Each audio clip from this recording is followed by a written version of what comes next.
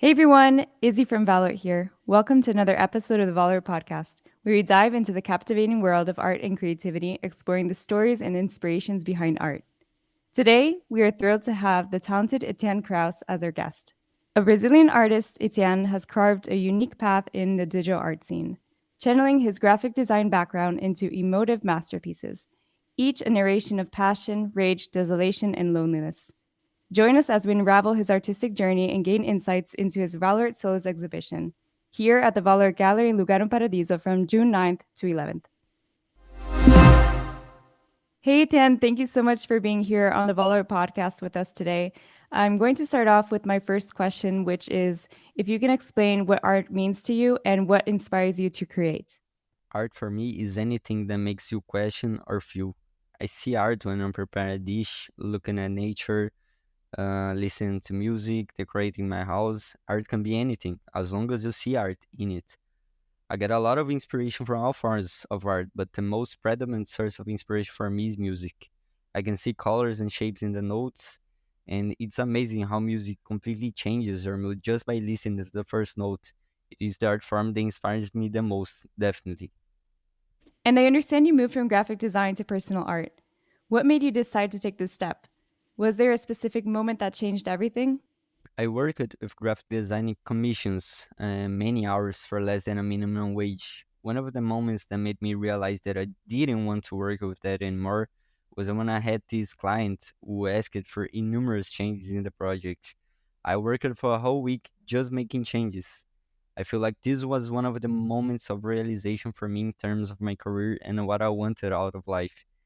I just want to work towards my vision. I started off working for other people's ideas, so I basically decided to drop the commission, reimburse the client, and decide once and for all that I would never work for others, only for myself. And that was about 2 months before I found out about the NFT world, so I had no direction in life. I didn't have a source of income other than commissions. I was 20 and didn't want to go to college, so it was all or nothing. I decided to believe in my vision and against everything. I didn't give up, and that was the best decision of my life. Art has changed my life, and I will always be grateful for that. How do your Brazilian roots influence your artwork? And what about your Italian roots as well?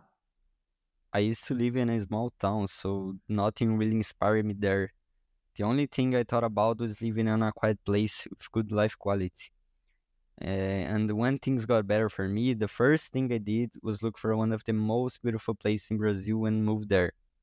The natural beauties of the new place I live certainly inspire and influence my process a lot.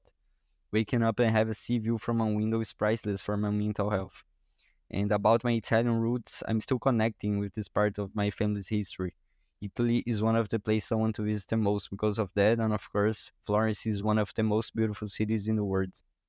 You're very active on digital platforms like Twitter and, of course, the NFT marketplaces to share your art.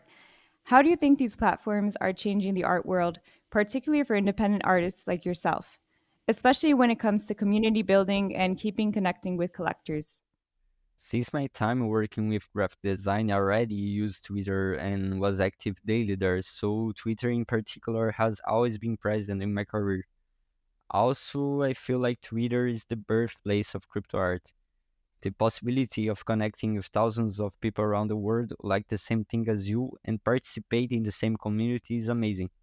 And the best part, creating lasting friendships and meeting these people in real life is also priceless. I think in traditional art, I feel that you need contacts with galleries and influential people just to be able to build a career. While in digital art, all you need is a social media account. It's not easy, of course, but at least you have the chance to change your life only with art, without necessarily having contact with these influential people in the art world.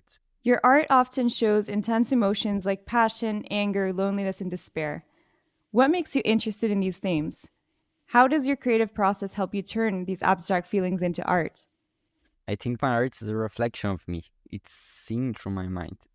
All these things that I deal with are ones that have lived inside me throughout my whole life, mainly my traumas. And instead of marveling over these feelings, I decided to turn them into art as a cope mechanism. I always like to say that all my art is a personal portrait. Going back a second to, your graphic design background, I noticed that you add a lot of elements of typography and geometric shapes to your art. How does this shape your artwork and help you communicate the emotions you want to express? I love designing in a general context, not just graphic design. I feel that this contrast between design and art works perfect. Design is like a composition anchor. The geometric shapes that I put in my art are nothing more than elements to create weight on the pieces. Over time, this ended become a watermark. One of my best known artworks, How to Disappear Completely, wouldn't be the same if it didn't have that orange square. It's what it gives contrast, and weight is the essential element of its composition. I love this point of view. And looking forward, are there any new techniques or tools you're excited to try out? How do you think they will influence your work? We are living in an age where artificial intelligence is taking over everything. And with that, a lot of people are in favor of it and a lot of people are against it.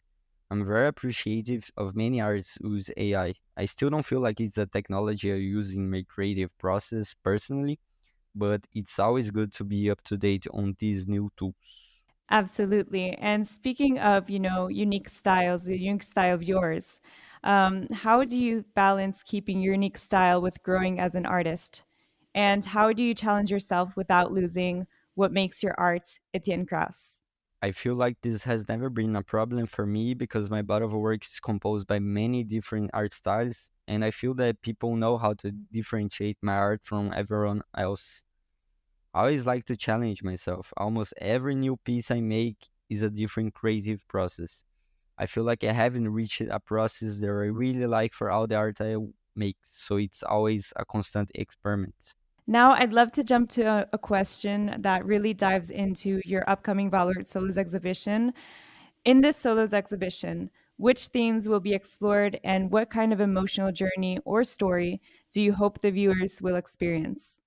I really want to explore the feeling of finding yourself in this exhibition. I want you to tell my artistic journey through the works, an exhibition where the viewer experiences my art changing over time and draw their own conclusions. Last but not least, I'd love to ask you if you can share which artworks will be featured in this exhibition and if there are any curiosities tied to them. One of the works that will be exhibited, How to Disappear Completely, is one of my best known works. It's a personal portrait, it's anguish in art form, it's about feeling free. Please Complete Me is a work that shows the end of a relationship or a person who doesn't feel complete with just their presence. Other works that will be exhibited will be One Day I'm Gonna Grow Wings, My Mind, Beautiful Chaos, Entropy, Reflection Thoughts My Empty Soul, Breaking the Waves, Love and Death, Dissociation, Sublunary, She's My Heaven and Hell, and Human Nature. Thank you, Etienne. Thank you for being part of this Valuart podcast. We're absolutely thrilled for your upcoming Valuart solos. And thank you to everybody who has tuned in. Remember that if you are in Lugano, you can RSVP at rsvp@valuart.com to see his exhibition from June 9th to 11th. And for those who are also tuning in, remember to subscribe below to stay tuned for our upcoming Valuart Solos exhibitions.